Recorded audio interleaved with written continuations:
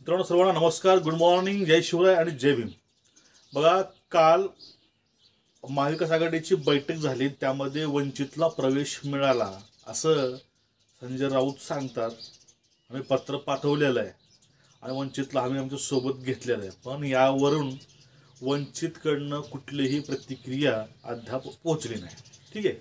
आता बघा, 2024च्या विधानसभेमध्ये अशी मोठी उलथापालथ होणार आहे ते बाळासाहेब आंबेडकर यांनी सांगितलेलं आहे अगोदरच. नेमका हा प्रकार नेमका काय होणार आहे 2024मध्ये? शिंदे गट, अजित पवार गट, वंचित, भाजप, महाविकास आघाडी हे यांचं नेमकं समीकरण कसं असणार आहे?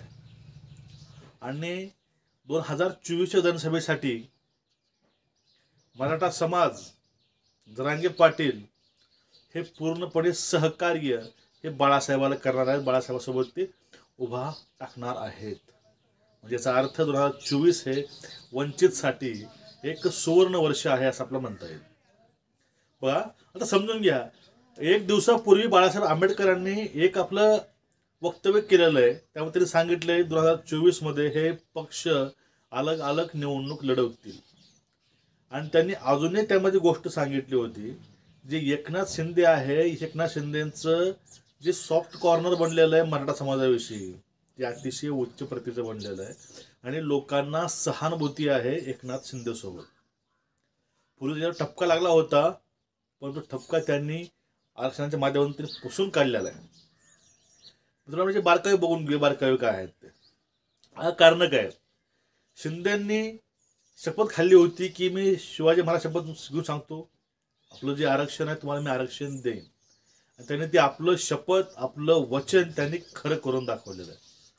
आणि हीच गोष्ट भाजपला आणि सत्तेमध्ये मित्र पक्षाला पटत नाही, म्हणून त्यांचा शिंदेंना विरोध होतोय. कारण शिंदेनं तर आरक्षण दिलेलं आहे, पण यावेळेस फडणवीस म्हणतात ओबीसींना आम्ही कुठलाही धक्का लावत नाही, धक्का लावणार नाही. मग जर ओबीसीला धक्का तर नाही लावला तर मग मराठ्यांना आरक्षण कसं मिळणार हा एक प्रश्न होता. म्हणजे यामध्ये इंटरनल जे वाद चालू आहे ते वाद पूर्णपणे चालू आहे. आणि हे वाद चालू असतानाच ह्यावेळेस शिंदेचं जे पारडं आहे ते मजबूत होताना दिसतंय. बघा, ज्यावेळेस मराठा मोर्चाची सांगता होती त्या दिवशी मुंबईमध्ये प्रकाशजी आंबेडकर होते, त्यावेळेस त्यांना फक्त 2 गोष्टी इथं ऐकायला मिळाल्या. मराठा मूक मोर्चामधील जे इंटरनल होता संवाद, ते संवाद 2 होते. एक संवाद असा होता, तो म्हणजे आम्हाला वंचितनं चांगलं सहकार्य केलंय, आम्ही बाळासाहेबांसोबत शेवटपर्यंत राहणार आहोत. आणि पुढलं वाक्य होतं की आपलं वचनपूर्ती शिंदे सरकारनं केली, शिंदेनं आपलं वचन मांडलं आणि पूर्ण गोष्टीला विरोध पत्करून शिंदेंनी ही घोषणा केली, हा निर्णय घेतला, म्हणून आम्ही शिंदे सोबत सुद्धा आहोत किंवा शिंदे सरकार अजून वाढलं पाहिजे, त्याच्या गोष्टी होत्या. आणि हीच गोष्ट बाळासाहेबांनी सांगितली. बाळासाहेबांनी सांगितले की बाबा शिंदे सरकारचं जे त्यांनी अटेन्शन हवं होतं ते अटेन्शन त्यांना मिळालेलं आहे, सहानुभूती मिळालेली आहे. आणि त्यांचं जे शिवसेना आहे शिंदेची, ही असंच वाढत राहावं, असंच वाढत राहावं. म्हणजे बाळासाहेबांनी हे वाक्य बोललेलं आहे शिवसेना ठाकरे गटाच्या विरोधामध्ये.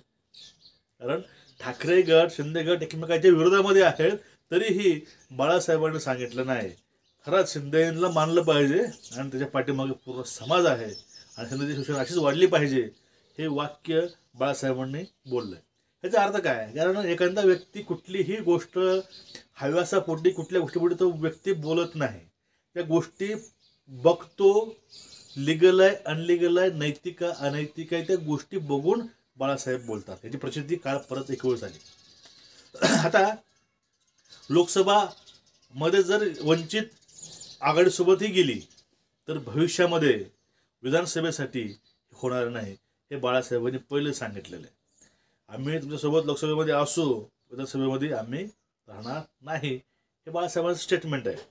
आता विधानसभेमध्ये जरांगे पाटील, त्यानंतर एकनाथ शिंदे आणि बाळासाहेब आंबेडकर हेच समीकरण 100% रंगणार आणि हेच समीकरण 100% काम करून जाणार महाराष्ट्रातून. जे स्वप्न राष्ट्रवादी काँग्रेस आणि शिवसेनेने बघितलं होतं ते स्वप्न त्यांच्याकडे कधी पूर्ण होणार नव्हतंच.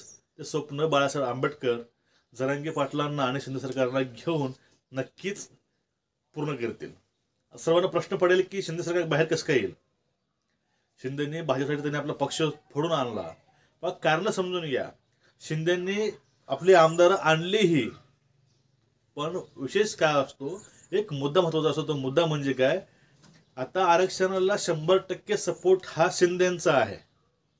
एक मराठा म्हणून आणि एक मुख्यमंत्री म्हणून आपण जे वचन दिलंय म्हणून.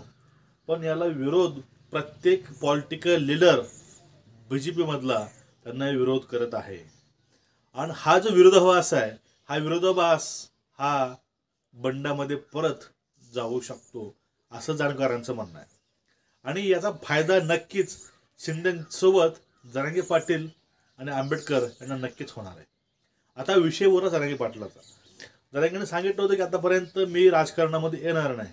बाळासाहेब म्हणतात, आपण जे सत्तेबाहेर राहून करू शकणार नाही ते आपण गोष्टी सत्तेमध्ये येऊन आपण हक्कानं लढून त्या गोष्टी आणू शकतो. ह्या गोष्टी बाळासाहेब जरांगेंना पटवून सुद्धा देऊ शकतात. कारण जरांगेंनी त्यावेळेस सांगितलेलं आहे की बाळासाहेबांच्या प्रत्येक गोष्टी मी ऐकतो, त्याचा मान राखतो, कारण ते व्यक्ती नैतिकता सोडून कधीच कुठली गोष्ट बोलत नाहीत. आणि या विचार आहे राजकारणामध्ये याचा, हे बाळासाहेब आंबेडकरांचं नक्कीच जरांगे पाटील ऐकतील, किंवा जरांगे पाटलांना राजकारणामध्ये घेऊन येण्यासाठी बाळासाहेब आंबेडकर नक्कीच 100% आपलं योगदान देतील.